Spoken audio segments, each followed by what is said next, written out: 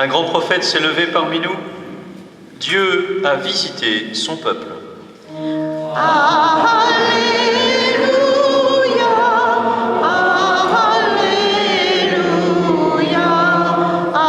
Alléluia, Alléluia.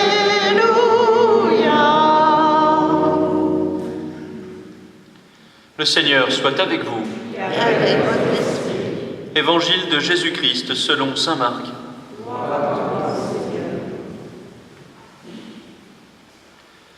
Un lépreux vient trouver Jésus. Il tombe à ses genoux et le supplie. « Si tu le veux, tu peux me purifier. » Pris de pitié devant cet homme, Jésus étendit la main, le toucha et lui dit « Je le veux, sois purifié. » À l'instant même, sa lèpre le quitta et il fut purifié. Aussitôt, Jésus le renvoya avec cet avertissement sévère. « Attention, ne dis rien à personne, mais va te montrer au prêtre et donne pour ta purification ce que Moïse prescrit dans la loi.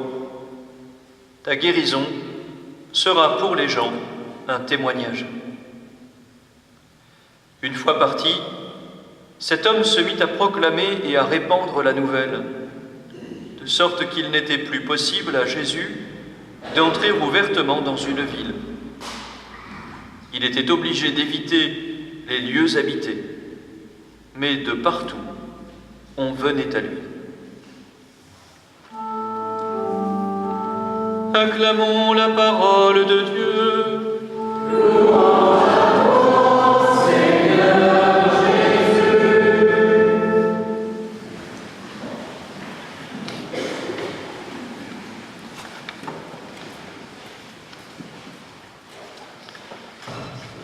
La première lecture, tirée du livre du Lévitique, nous fait sans doute quelque peu frémir d'entendre qu'à cette époque, les personnes touchées par la lèpre, ou par quelque autre maladie grave d'ailleurs, par quelque handicap, non seulement devaient subir leur maladie, mais qui plus est, être exclues de la communauté en criant « impur, impur » et considérées comme loin de Dieu finalement.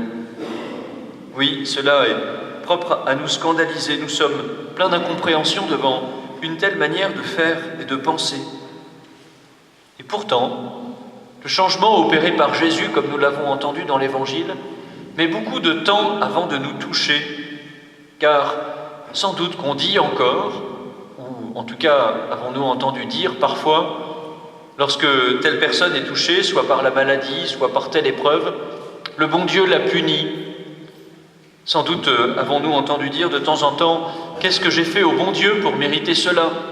L'expression est si courante que, nous le savons bien, elle a été le titre d'un film il n'y a pas si longtemps. « Qu'est-ce que j'ai fait au bon Dieu ?»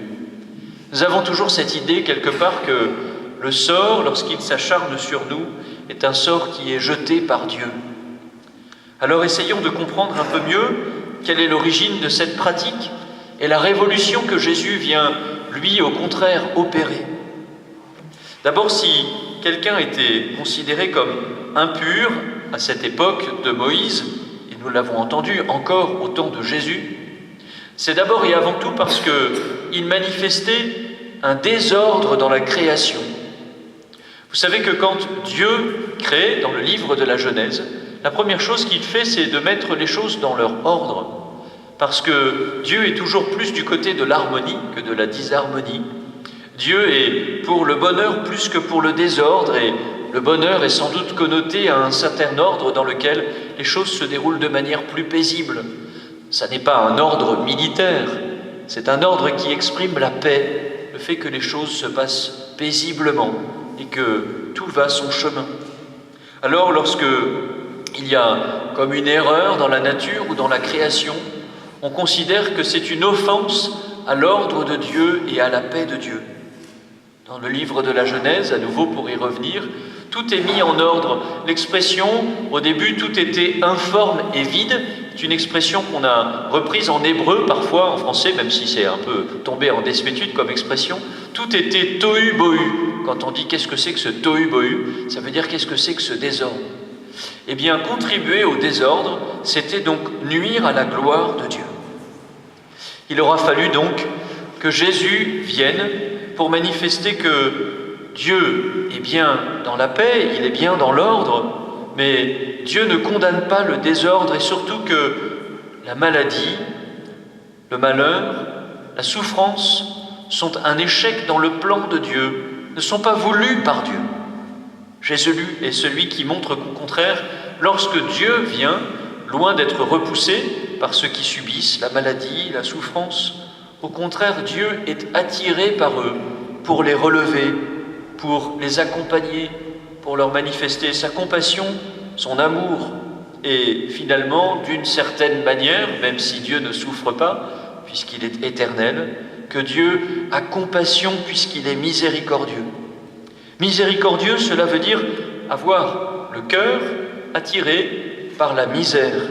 Le mot miséricordieux, dans la langue de Jésus, en hébreu, c'est le même mot qui est utilisé pour dire les entrailles. Dieu est donc miséricordieux au sens où il est pris aux entrailles par celui qui souffre.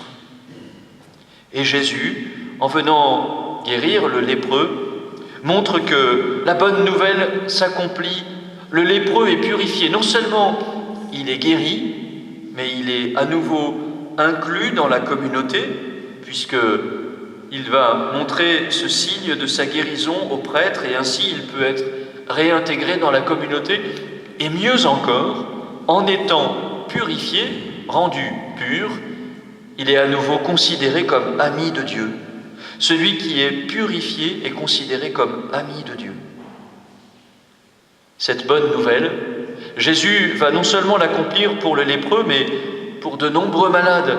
Et nous le savons, au-delà des malades, pour les pauvres en général, quels qu'ils soient.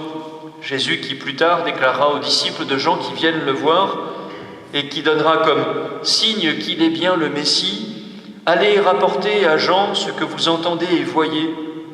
Les aveugles retrouvent la vue, les boiteux marchent droit, les lépreux sont purifiés et les sourds entendent. Les morts ressuscitent et la bonne nouvelle est annoncée aux pauvres. » Oui, Jésus vient rétablir finalement l'homme dans sa dignité. Cette paix, cet ordre voulu par Dieu dans la création première, cette paix, eh bien, Jésus vient la rétablir en redisant à chacun qu'il a sa place dans la communauté et sa place auprès de Dieu. Jésus est vraiment Dieu qui s'est fait homme pour venir restaurer la création et tout spécialement la créature, ces créatures, ceux qui sont créés à son image, pour les recréer à son image. On le voit quand Jésus, par exemple, guérit l'aveugle de naissance. D'abord, il y a la même condamnation. Est-ce que c'est lui qui a péché ou est-ce que c'est ses parents? Sans doute est-ce un malheur qui vient de Dieu. Et Jésus dit non, ni lui, ni ses parents. C'est pour que la gloire de Dieu soit manifestée. Et puis, il prend de la boue, il crache, il fait avec sa salive de la boue, avec la terre, et puis il l'impose sur les yeux des aveugles. Ce geste, qui peut nous paraître un peu presque grossier, voire en tout cas un peu curieux, eh bien, ce geste est un geste d'imitation du geste créateur, de ce geste créateur qu'on trouve dans la Genèse lorsque Dieu modèle l'homme, puis la femme, avec la glaise et insuffle son souffle de vie. Le Seigneur reprend cette glaise pour montrer qu'il vient rétablir l'homme dans sa dignité. Car c'est bien de cela dont il s'agit, de la question de la dignité. Et c'est là où nous sommes rejoints aujourd'hui. Nous aussi, nous sommes appelés à retrouver le sens de ce qu'est la dignité humaine. La maladie, évidemment, peut parfois être si terrible, si dégradante, que parfois on dit « j'ai perdu toute ma dignité » ou « il a perdu toute sa dignité à travers sa maladie ». Et pourtant, Jésus nous affirme que personne ne peut nous ravir notre dignité lorsque nous sommes enfants de Dieu, parce que nous sommes enfants de Dieu, parce que nous sommes créés à l'image de Dieu, rien ne peut jamais nous ravir notre dignité. Parfois, évidemment, cette dignité ne resplendit plus à travers le corps, à travers la vie de la personne. Et pourtant, cette dignité est toujours là. Il nous faut nous méfier, Jésus nous l'apprend, d'une vision toujours productiviste, comme si chacun était digne parce qu'il produisait quelque chose, ça c'est la vision économique, parce qu'il servait encore à quelque chose, comme si à un moment un être humain pouvait ne plus servir à quelque chose. Même quand la dégradation physique est là, même quand quelqu'un semble perdre sa dignité dans son corps, pourtant elle est encore le point de bien des intérêts. Parfois quand quelqu'un est malade, justement les liens de la famille se raffermissent autour de cette personne. La compassion que l'on a pour elle, l'amour qu'on lui manifeste, redonne parfois du sens à notre propre vie. C'est l'épreuve que vivent parfois des gens qui ont longtemps soigné un malade, quelqu'un qui était auprès d'eux. Tout à coup, leur vie semble avoir moins de sens parce que leur vie avait du sens dans le soin qu'ils donnaient à leurs malades, à leurs proches. C'est dire que même quelqu'un qui est malade peut donner du sens à la vie des autres, redonner du sens aux liens familiaux. Parfois lorsque les liens sont distendus, parfois même lorsqu'on est fâché, eh bien la maladie oblige à des conversions, à des pardons qui n'arrivaient pas à se donner avant. Je pense à des exemples bien concrets. Nous avons tous des exemples bien concrets de cela. Non, quelqu'un n'est pas digne en fonction de ce qu'il produit. Je suis toujours frappé lorsque, de temps en temps, je vais dans les hôpitaux psychiatriques de notre département. Je suis dans le comité d'éthique des hôpitaux psychiatriques avec lesquels on se réunit 4 fois par an, de voir le soin que l'on porte à ces personnes qui, lorsqu'elles sont profondément atteintes dans leur psychisme, malades depuis leur naissance, eh bien, ne pourront jamais rien apporter, effectivement, à la société. Et pourtant, on en prend soin, parce qu'on sait que lorsque l'on prend soin de quelqu'un qui est malade, physiquement, psychiquement, tout simplement atteint par l'âge et réduit par le vieil âge, lorsqu'on prend soin d'une personne, on prend soin de toute l'humanité. Un philosophe qui était loin d'être chrétien, même si à la fin de sa vie il se posait la question de l'existence de Dieu, Jean-Paul Sartre disait « Décider pour un homme, c'est décider pour toute l'humanité ». Alors nous le voyons bien, c'est dans notre regard que quelqu'un peut retrouver sa dignité. Personne ne la perd jamais, mais c'est notre regard qui parfois condamne, qui parfois exclut. C'est nos paroles qui parfois font perdre sens de la dignité qu'ont les personnes.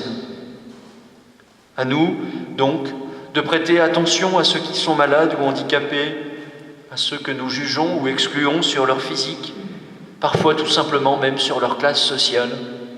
Jésus est celui qui vient nous rappeler que chacun est ami de Dieu et que, encore plus, Dieu a compassion pour ceux qui sont petits, pour ceux qui sont pauvres, pour ceux qui souffrent.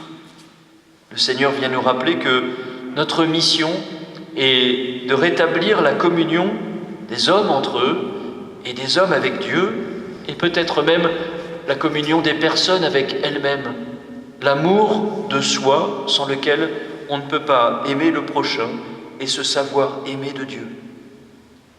Demandons à saint Paul de nous aider à le suivre dans le choix qu'il a fait du Christ. Prenez-moi pour modèle. Mon modèle à moi, c'est le Christ. La parole pourrait paraître presque un peu orgueilleuse, mais saint Paul veut nous dire « Ne me suivez pas moi, suivez-moi qui suis le Christ ». Et il le justifie par la parole qui précède « Je ne cherche pas mon intérêt personnel, mais celui de la multitude des hommes ». Soyons de ceux qui relèvent, soyons de ceux qui se laissent relever par Dieu et qui relèvent à leur tour, pour que chacun se sente en communion avec Dieu, pour que chacun se sente en communion dans la communauté humaine. Amen.